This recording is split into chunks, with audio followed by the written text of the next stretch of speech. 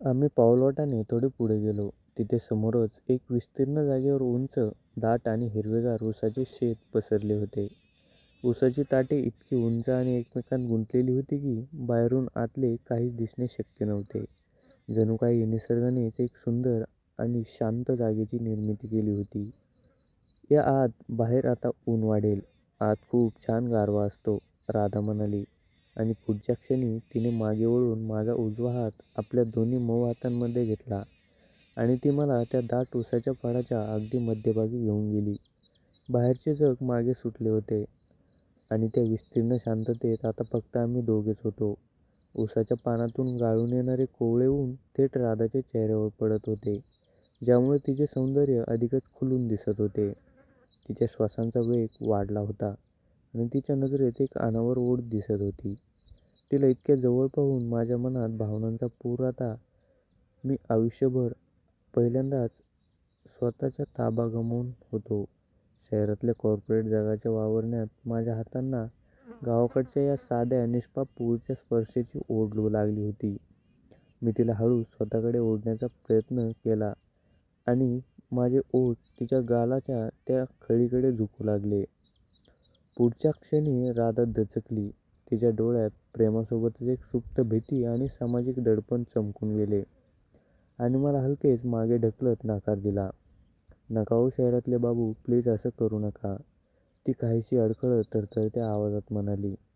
तिने आपली नजर खाली वळवली आणि तिचे दोन्ही हात लाजेने आणि संकोचाने स्वतःभोवती लपेटून घेतले.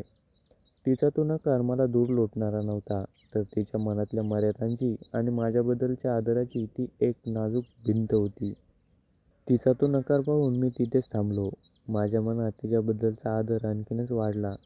मी एक पाऊल मागे घेत तिचा गोंधळलेला चेहरा माझ्या हातांनी हळूच वर उचलला आणि म्हणालो, "नमस्कार मित्रांनो, मी करण. तर चला माझी ही कथा सुरू करूया अगदी आमच्या पहिल्या भेटीपासून." मुंबई शहराचे ते रोजचे धकाकीचे आयुष्य. लोकल ट्रेनची न संपणारी गर्दी, कानात सतत गुंजणारा वाहनांचा हॉर्न, सिमेंटच्या इमारतीचे तेच निर्जीव जंगल आणि लॅपटॉपच्या स्क्रीनसमोर डोळे सुकेपर्यंत चालणारे काम. या सगळ्याला मी पार कंटाळलो होतो.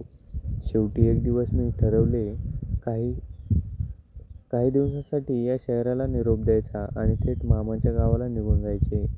आईला माझा बेत सांगितला. तिच्याही चेहऱ्यावर एक वेगळाच आनंद दिसला. तिने लगेच होकार दिला. मी माझी बॅग भरली आणि रात्रीच्या ट्रॅव्हल्सने गावाचा रस्ता धरला. पहाटे पहाटे बस गावाला पोहोचली. सकाळी सकाळी पक्ष्यांचा होणारा तो मंजूळ किलबिलाट, हे सगळं माझ्यासाठी एखाद्या स्वप्नापेक्षा कमी नव्हते. मामाचे घर गावाच्या एका कडेला जुन्या पद्धतीने कौलारू आणि खूप मोठे होते. मी दारात पोहोचताच मामीने ओट्यावर येत हसमुखाने माझे स्वागत केले. "अरे दाद्या, किती दिवसांनी आलास रे बाबा. फार वाळून गेलास शहरात राहून. तिथे नीट जेवत खात नव्हतास की काय? आता इथे आलास ना, तर 4 घास नीट आराम कर, शेतात फिर आणि माझ्या हाताचे सुखाचे 4 घास खा," मामी अगदी प्रेमाने आणि कौतुकाने म्हणाली.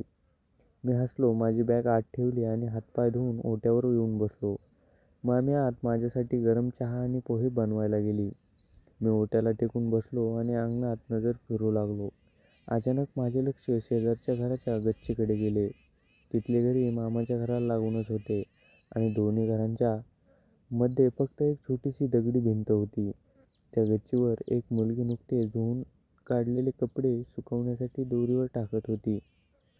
तो पाठमोळी उभी होती. तिचे लांबसडक काळभोर केस पाठीवर मोकळे सुटले होते आणि वाऱ्याच्या प्रत्येक झुळकीसोबत ते हवेत उडत होते. तिचा तो साधेपणा इतका आकर्षक होता की माझी नजर तिथेच हलेना. कपडे टाकून झाल्यावर तिने तिचे केस दोन्ही हातांनी एकत्र केले आणि पाठीमागे झटकले. त्याचवेळी ती सहज म्हणून मामाच्या घराच्या ओट्याकडे वळली. आमची नजरानजर झाली आणि जणू काही क्षणासाठी काळ तिथेच गोठला. तिचा चेहरा अत्यंत निष्पाप आणि सुबक होता. मोठे पाणीदार डोळे, तीक्ष्ण नाक आणि ओठांवर एक नैसर्गिक लाली. सकाळी पडलेली कोवळी ऊन तिच्या चेहऱ्यावर चमकत होते, ज्यामुळे तिचे सौंदर्य आणखीनच खुलून दिसत होते.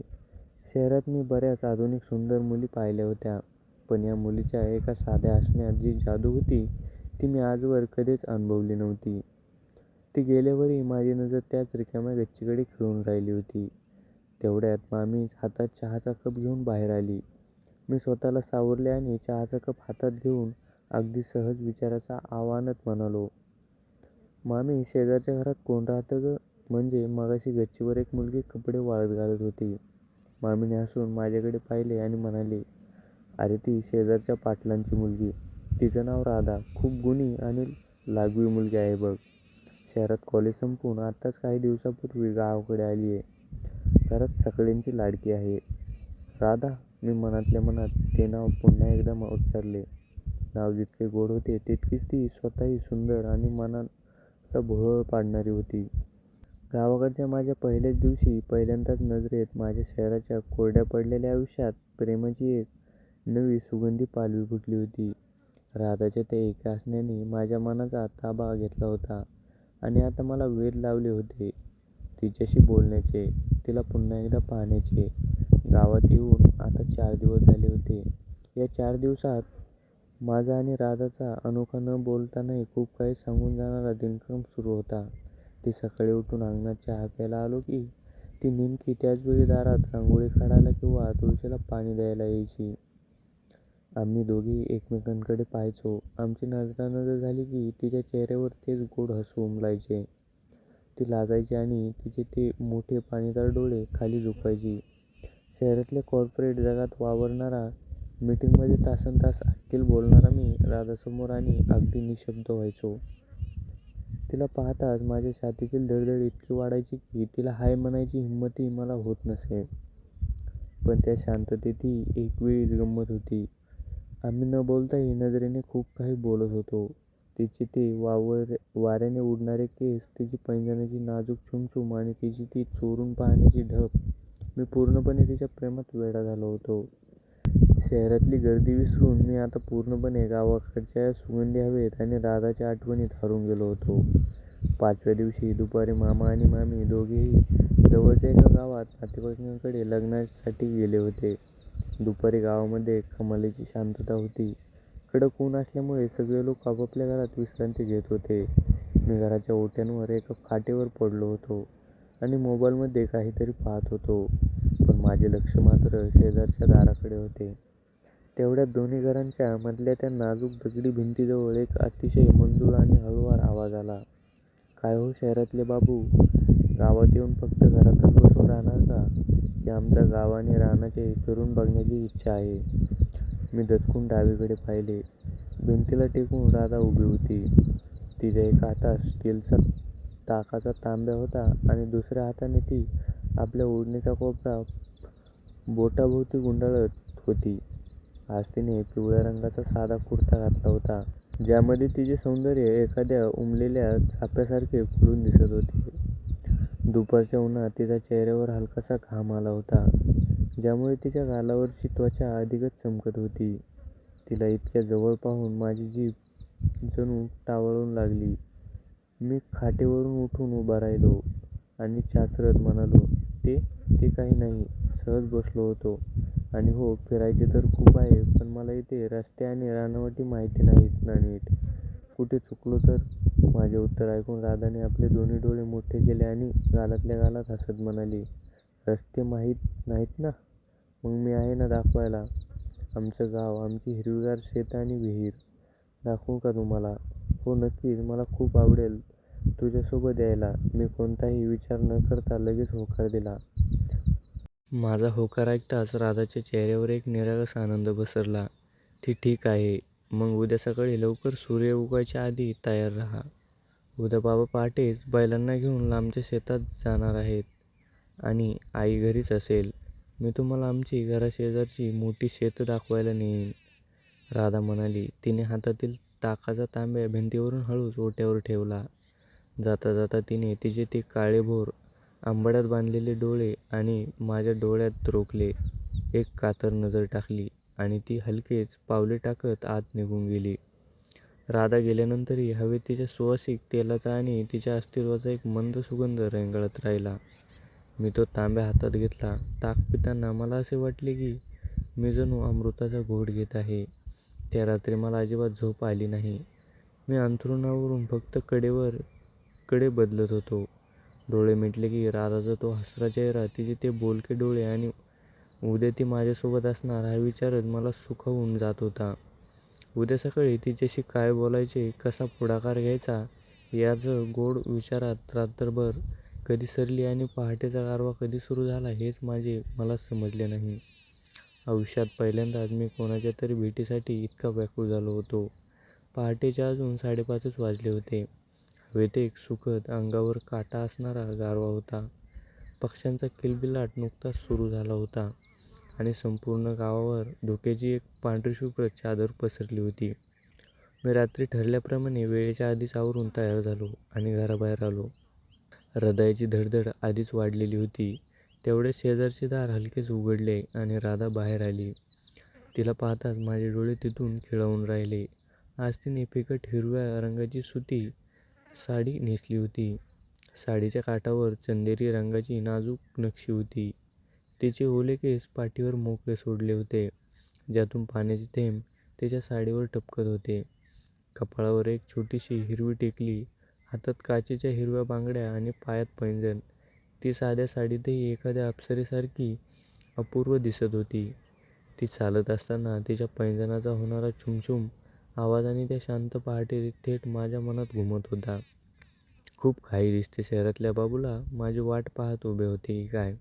राधाने आपल्या ओठांवरून बोट ठेवत मिश्किलपणे हळू आवाजात विचारले. हो, खरं सांगायचं तर रात्रभर झोपच नाहीये मी. मी तिच्या डोळ्यात पाहत थेट कबुली दिली. माझे हे प्रांजल बोलणे ऐकून राधाने लाजून तिची नजर खाली वळवली. चला, उजेडाच्या आधी शेतात पोहोचलेलं बरं, नाहीतर गावात कोणी पाहिलं तर उगीच बोलायला जागा, ती म्हणाली आणि आम्ही गावाबाहेर जाणाऱ्या कच्च्या मातीच्या रस्त्याने चालू लागलो.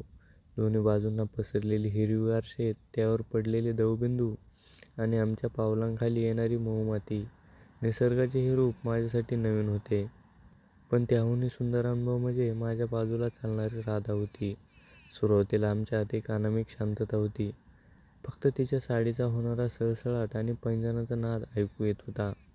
पण हळूच आमच्या चालण्याचा वेग एक झाला आणि आमचे हात एकमेकांच्या अगदी जवळ आले. चालता चालता आम्ही कधीतरी तिचा हात माझ्या हाताला स्पर्श करून जायचा आणि त्या स्पर्शाने मनात आनंदाच्या लाटा उठायच्या. शहरात खूप मोठी घरं असताना हो, तिथे माझ्यासारख्या मुलींशी बोलायला वेळ असतो का कोणाकडे? राधाने तिच्या सुटसुटीत आवाजात शांत तोडत विचारले. घरे मोठी असतात राधा, पण तिथे मन खूप छोटी असतात.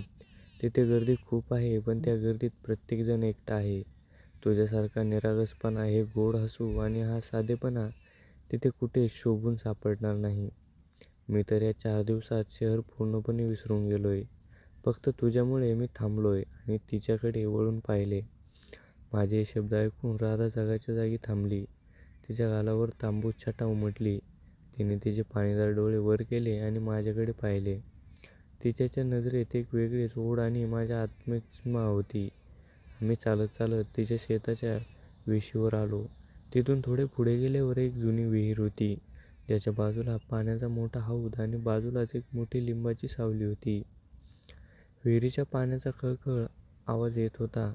शेतात आजूबाजूला दूरपर्यंत कोणीच नव्हते. संपूर्ण निसर्ग जणू फक्त आम्हा दोघांसाठीच सजला होता. आम्ही शेताच्या मधोमध आलेल्या अरुंद पाऊलवाटांवरून धुरड्यावरून चालत होतो. तिथे माती थोडी ओली आणि निसरडी होती. अचानक राधाच्या पैंजणाचा वेग साडीच्या काठात अडकला. तिचा पाय घसरला आणि ती मोठ्याने ओरडली. आई गं! तिचा तोल जाऊन ती खाली पडणार. इतक्यात मी कसलाही विचार न करता माझा हात पुढे केला आणि तिला सुरक्षितपणे सावरून धरले. पुढच्या क्षणी राधा माझ्या अगदी जवळ आली होती. पडण्याच्या भीतीने तिने माझे खांदे घट्ट पकडले होते. आम्हा दोघांमधील अंतर पूर्णपणे मिटले होते. तिचे डोळे मिटलेले होते आणि तिची धडधड मला स्पष्ट जाणवत होती. तिचा ओल्या केसांचा सुवास आणि तिचे अस्तित्व त्या वातावरणात मिसळले होते. धास्तावलेली राधा थोडा वेळ शांत उभी राहिली. राधा, तू ठीक आहे ना? कुठे लागलं तर नाही ना? मी अगदी हळुवार आणि काळजीने विचारले. माझा आवाज ऐकून तिने संथपणे तिचे लांब पापण्यांचे डोळे उघडले. तिच्या डोळ्यात आता भीती नव्हती, तर एक अथांग प्रेम आणि विश्वास होता. आम्ही दोघेही एकमेकांच्या डोळ्यात हरवून गेलो. या शांत रानात निसर्गाच्या कुशीत आम्ही दोघेही निशब्द उभे होतो. काळ जणू तिथेच थांबला होता. तिने लाजून आपला चेहरा काहीसा बाजूला वळवला आणि मला समजवले की आता आमची मने एकमेकांमध्ये कायमची गुंतली होती. स्वतःला सावरत राधा हळूच मागे सरकली. तिचा चेहरा लाजेने फार लाल झाला होता. तिने आपले दोन्ही हात गोळा केले आणि विस्कटलेले ओले केस कानामागे सारले. तिच्या गालावरची ती लाजेची लाली मनाला भुरळ पाडत होती. चला, मी तुम्हाला आमचे उसाचे शेत दाखवते. पुढे रस्ता खूपच चांगला आहे, ती स्वतःला सावरत काहीशी अडकळत्या आवाजात म्हणाली. पण तिच्या आवाजातला तो साधेपणा आणि ती ओढ आता पूर्णपणे कितीतरी पटीने वाढली होती. आम्ही पाऊलवाटाने थोडे पुढे गेलो. तेथे समोरच एका विस्तीर्ण जागेवर उंच, दाट आणि हिरवेगार उसाचे शेत पसरले होते. उसाची ताटे इतकी उंच आणि एकमेकांत गुंतलेली होती की बाहेर आतले काही दिसणे शक्य नव्हते. जणू काही निसर्गानेच एका सुंदर आणि शांत जगाची निर्मिती केली होती. या आत, बाहेर आता ऊन वाढेल, आत खूप गारवा असतो, राधा म्हणाली आणि पुढच्या क्षणी तिने माझे वळून माझा उजवा हात आपल्या दोन्ही मऊ हातांमध्ये घेतला. तिने जेव्हा माझा हात आपल्या हातात घेतला तेव्हा माझ्या मनाच्या आनंदाने एक नवीन लहर धावून गेली. तिचा हात कमालीचा मऊ, नाजूक आणि उबदार होता. तिने माझा हात श्वासाने धरला होता, जणू तिला सांगायचे होते की आता हा साथ कधीच सोडू नका. ती मला सोबतच घेऊन त्या उसाच्या फळाच्या अगदी मध्यभागी घेऊन गेली. आम्ही उसाच्या शेतात आत जसे जसे गेलो तसे बाहेरचे जग मागे सुटले. तिथे फक्त आमच्या पानातून गळून येणारे कोवळे ऊन, खालची थंडगार काळी माती आणि वर उघडे दिसणारे निळे आभाळ होते.